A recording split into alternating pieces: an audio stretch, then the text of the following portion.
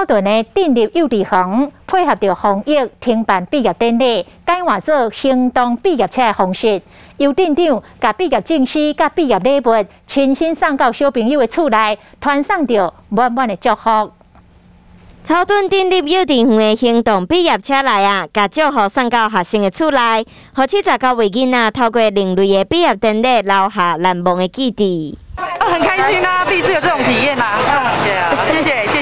可以啊，还不错啊。一位的小朋友送了镇长赠送的书包，还有字典，还有毕业证书都会送到小朋友的手上。无希望因为疫情，互囡仔有遗憾。幼稚园的老师透过创意，甲幼稚园车做布置，互囡仔穿毕业服。